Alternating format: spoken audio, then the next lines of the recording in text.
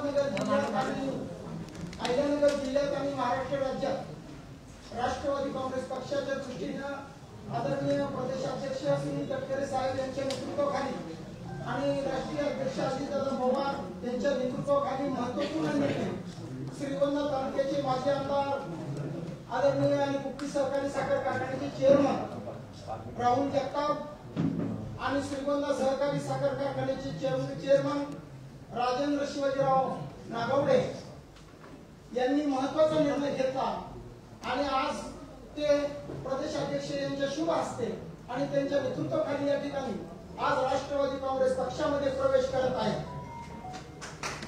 त्याबद्दल पक्षाच्या वतीने आपले प्रदेशाध्यक्ष आदरणीय आमदार राहुल जगताप साहेब यांचा प्रवेश या ठिकाणी करत आहे। त्याबरोबर आदरणीय राजेंद्र नागवडे यांचाही प्रवेश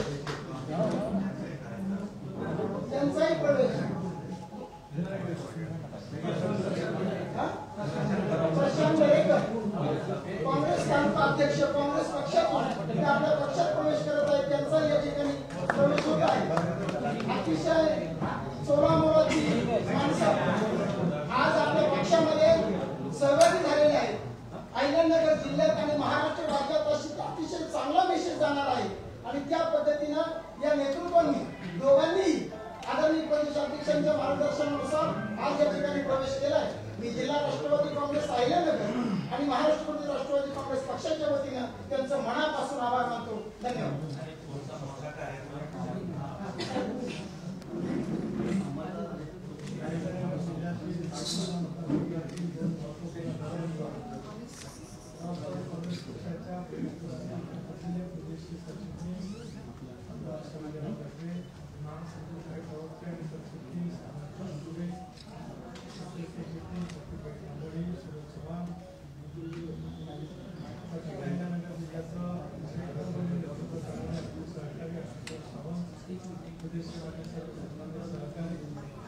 आज राष्ट्रवादी काँग्रेस पक्षामध्ये प्रवेश करणारे माझे आमदार आणि एका महत्त्वपूर्ण साखर कारखान्याचे चेअरमन राहुल जगताप, श्रीगोंदा सहकारी कारखान्याचे चेअरमन त्यांच्या वडिलांनी सुद्धा विधिमंडळामध्ये अतिशय उत्तम नेतृत्व केलं श्री शिवाजीराव नागवडे, तालुक्याचे काँग्रेस पक्षाचे अध्यक्ष दरेकर, त्यांच्या समेत आलेले त्यांच्या सहकारी पत्रकार मित्र माझ्याचे प्रतिनिधी आणि सहकारी या दोन्ही मान्यवर नेत्यांचं आणि तालुका अध्यक्षांचं राष्ट्रीय अध्यक्ष आदरणीय अजितदादा पवार यांच्या वतीने मी मनपूर्वक हार्दिक राष्ट्रवादी काँग्रेस पक्षामध्ये स्वागत करतो। हे दोन्ही मातब्बर नेते त्यांच्या वडिलांनी अहिल्यानगर जिल्ह्यात आणि श्रीगोंदा परिसरामध्ये सहकार चळवळीच्या माध्यमातून प्रचंड प्रमाणावरती एक शेतकऱ्यांच्या निगडीत असलेलं जाळं उभं केलं, शैक्षणिक सत्ता सुद्धा अतिशय उत्तम पद्धतीने उभा केला। आज अजितदादांच्या नेतृत्वाखाली एनडीएमध्ये आम्ही सहभागी झालो, देवेंद्रजींच्या नेतृत्वाखाली राज्याच्या सरकारमध्ये आम्ही या ठिकाणी आहोत। देशामध्ये सुद्धा नरेंद्र मोदी साहेब अमितभाई शाह यांच्या नेतृत्वाखाली एनडीएमध्ये वाटचाल करत असताना श्रीगोंदा आणि श्रीगोंदाच्या परिसराला अहिल्यानगर जिल्ह्याला एक वेगळी विकासाची ताकद मिळेल अशा प्रकारचा विश्वास या दोन्ही सहकार्यांच्या मनामध्ये नक्कीच आहे।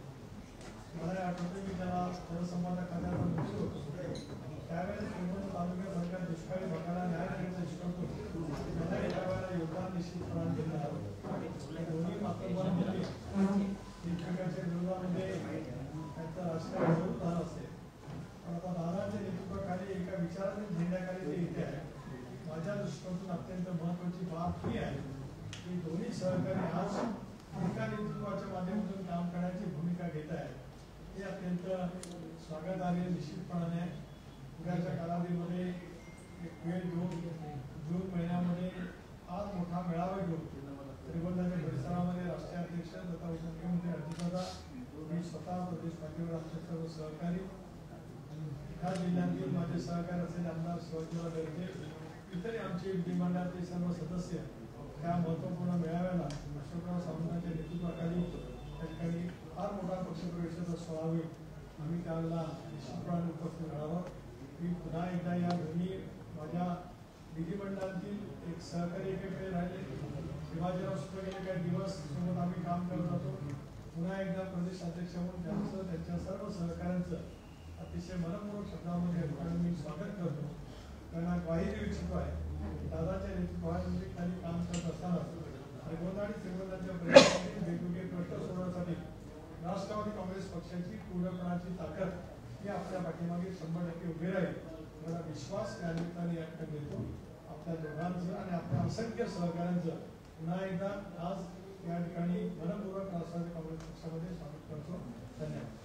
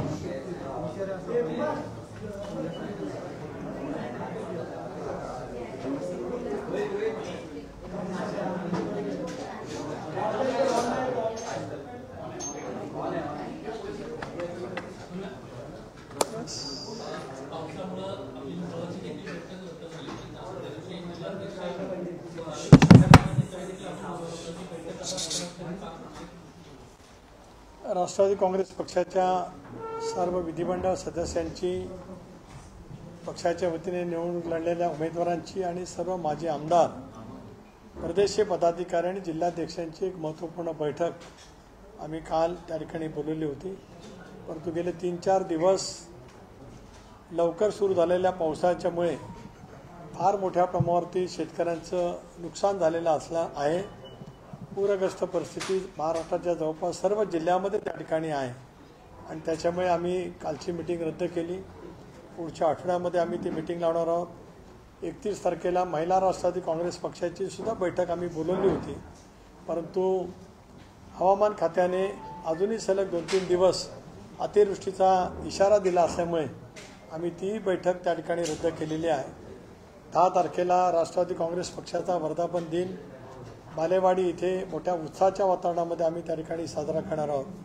अशा वेळेला पुढच्या आठवड्यामध्ये किंवा त्याच्या नियोजनाच्या दृष्टिकोनातून नेमकी बैठक केव्हा आम्हाला घेता येईल ते निश्चितपणाने ठरवलं जाईल.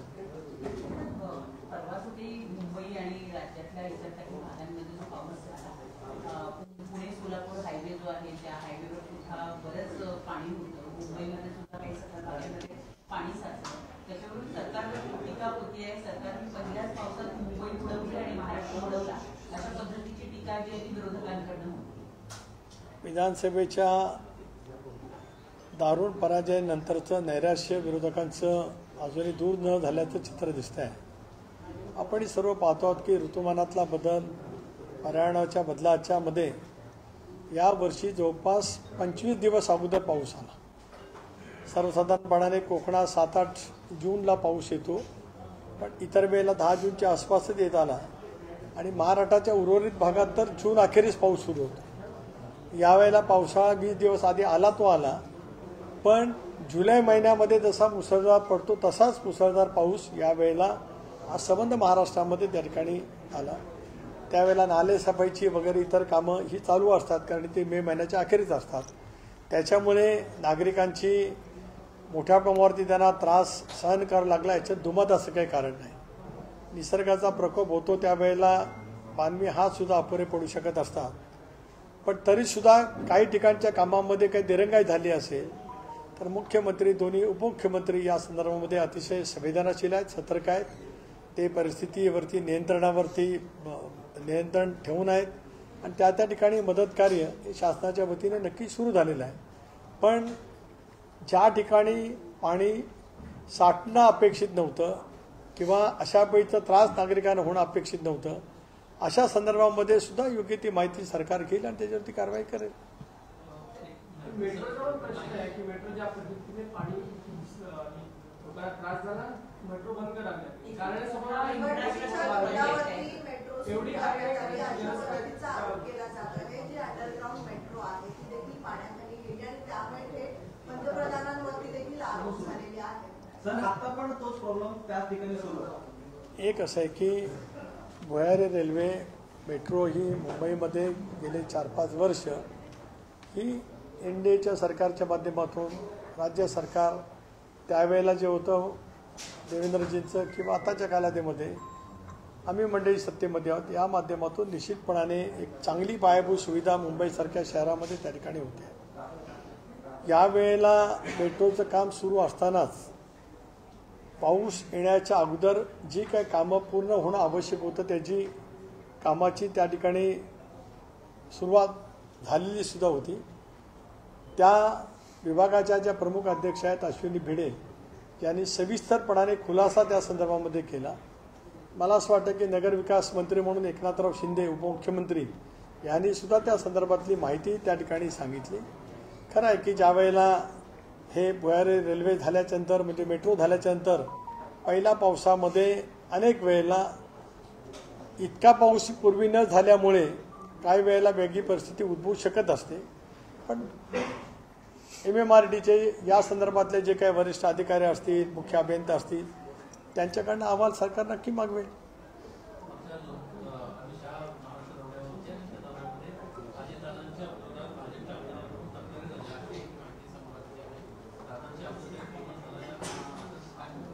अशी नवीन माहिती तुम्ही दिल्याबद्दल तुमचे आभार मानतो. पण त्याचबरोबर अजून एक बातमी अशी सुद्धा आहे की तुमचा मित्रपक्ष असलेल्या शिवसेनेने महानगरपालिकेच्या निवडणुकीच्या संदर्भात जागांच्या संदर्भामध्ये सुद्धा अमित शहा यांच्याशी चर्चा केली. दादा सुद्धा अर्ध्या रात्री भेटले होते. तर जागांच्या संदर्भामध्ये किंवा महापालिका निवडणुकांच्या संदर्भामध्ये अशी काही चर्चा झाली आहे? एक असं आहे की महानगरपालिकेच्या निवडणुका 4 महिन्याच्या आत घ्याव्यात असं सर्वोच्च न्यायालयाने आदेशित केलेलं आहे.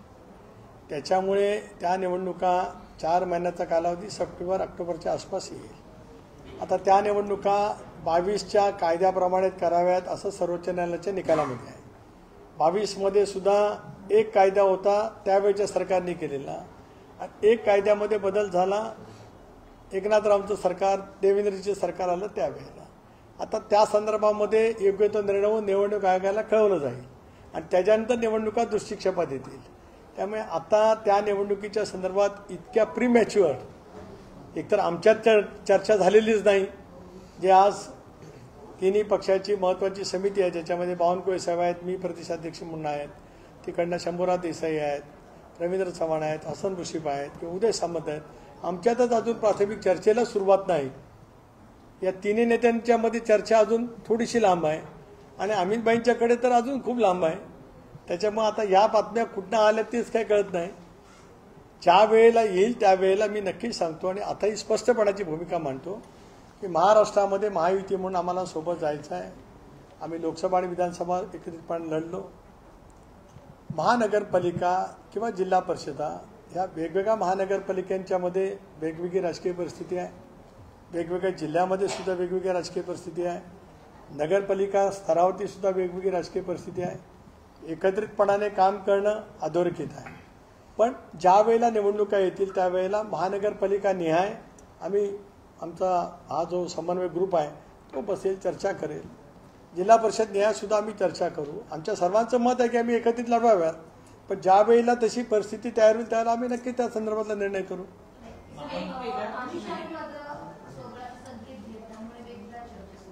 नाही, अमितभाई कायम कुठं त्यांनी भाष्य केलं हा मला माहीत नाही, मी ते पाहिलेलं नाही. अमितभाई देशाचे नेते आहेत, आमच्या महायुतीचे नेते आहेत. त्यामुळे अमितभाईंचं वक्तव्य हे महायुतीला नेहमीच पूरक पोषक राहतं किंवा महायुतीची निर्मितीच त्यांच्या माध्यमातून त्या ठिकाणी झालेली आहे. पण पक्षाच्या बैठकीमध्ये पक्षाच्या नेतृत्वाकडे बोलत असताना प्रत्येकजण आपापल्या पक्षाच्या कार्यकर्त्यांना एक आत्मविश्वास देण्यासाठी बोलत असतो. जसं अनेक वेळेला अजितदादा किंवा मी बोलत असतो, एकनाथराव शिंदे बोलत असतात, त्यांचे सहकारी बोलत असतात, देवेंद्रजी बोलत असतात. पण व्यापक अर्थाने आम्ही सगळेजण सोबत काम करणार आहोत.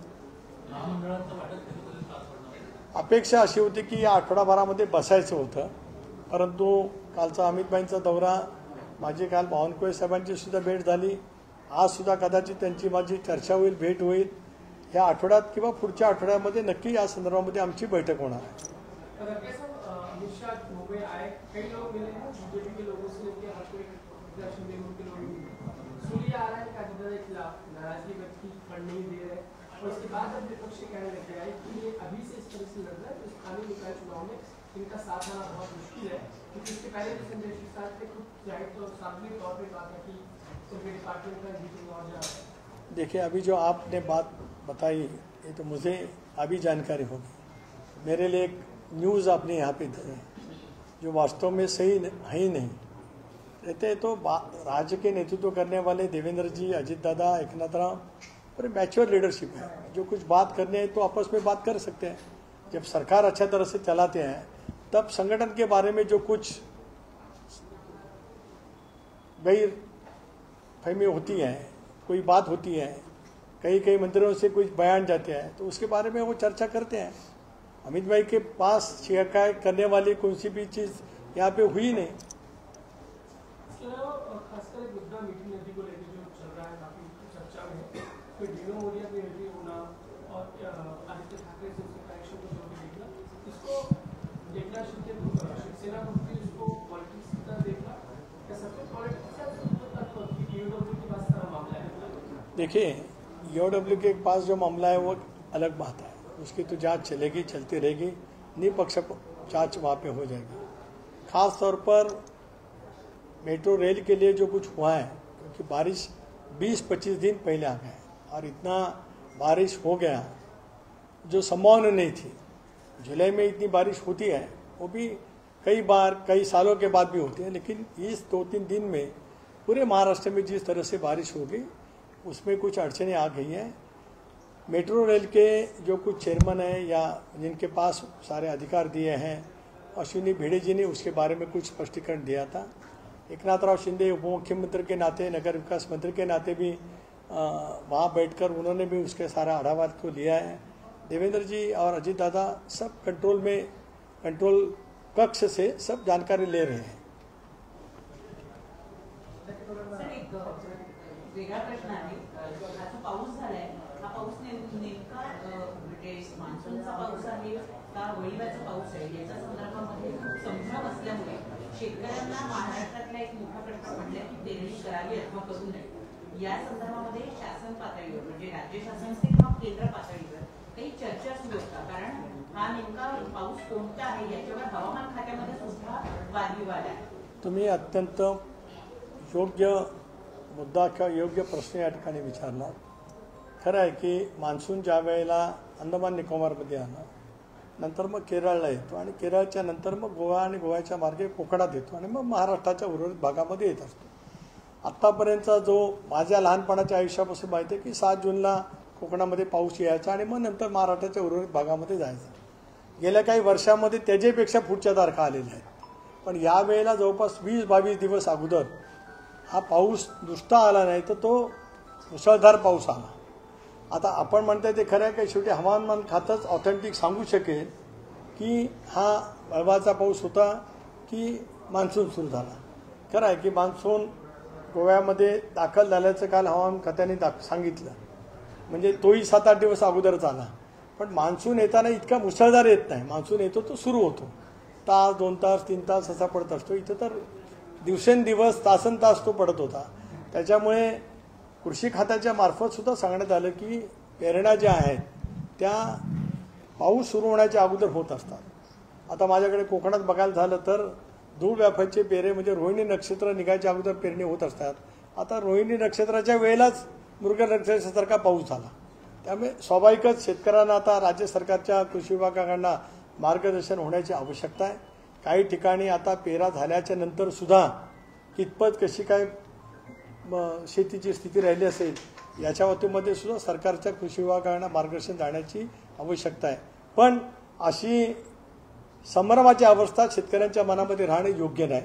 राज्य सरकारने कृषी विभागाने या संदर्भामधली लवकरात लवकर माहिती शेतकऱ्यांच्यापर्यंत पोहोचली पाहिजे. कारण महाराष्ट्राच्या 6 प्रादेशिक विभागात वेगवेगळी पिकं आहेत. मराठवाड्यात वेगळी आहेत, पश्चिम महाराष्ट्रात वेगळी आहेत, विदर्भात वेगळी आहेत, उत्तर महाराष्ट्रात वेगळी आहेत, कोकणात वेगळी आहेत. कोकणात भात पीक आहे. विदर्भामध्ये गडचिरोली, चंद्रपूर किंवा भंडारा, गोंदिया या जिल्ह्यामध्येच भात पीक आहे. इतर जिल्ह्यामध्ये इतर पिकं असतात. तर त्याच्यामुळे त्या संदर्भातल्या त्या विभागातली जी कृषी विद्यापीठ आहेत त्यांनी या संदर्भामध्ये मार्गदर्शन करण्याची आवश्यकता आहे. मला विश्वास आहे की मुख्यमंत्र्यांनी, मला असं वाटतं गेल्याच आठवड्यामध्ये खरीपाच्या पूर्वतयारीची बैठक बोलवली आणि खरीपाची पूर्वतयारीची बैठक ही 15 दिवस आधी होत असते. प्रिझ्युमिंग दॅट पाऊस 7 तारखेला सुरू आहे. त्यांनी घेतली ती वेळेवर घेतली, पण पाऊस आधी लवकर आला. त्यामुळे शेतकऱ्यांना चांगल्यापैकीचं मार्गदर्शन सरकारने लवकरात लवकर करावं, राष्ट्रवादी काँग्रेस पक्षाची मुख्यमंत्री, दोन्ही मुख्यमंत्र्यांच्याकडे मागणी आहे.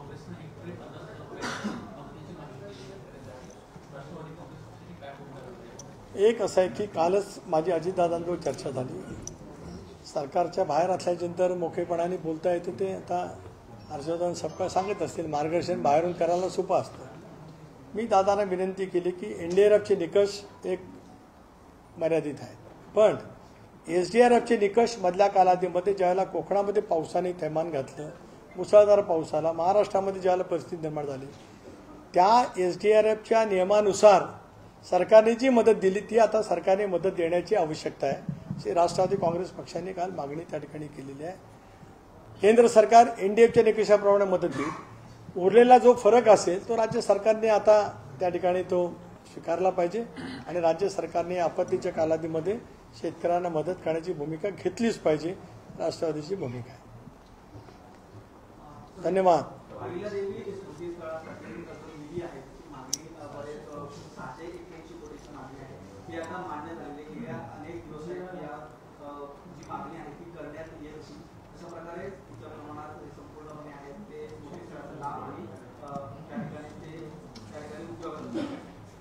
नाही, चोंडीच्या परिसरामध्ये जे अहिल्यादेवींचं स्मारक उभं करण्याच्या दृष्टिकोनातून किंवा तो आराखडा जो काय पर्यंतचा तयार केला आहे त्याला राज्य सरकारने मान्यता दिली.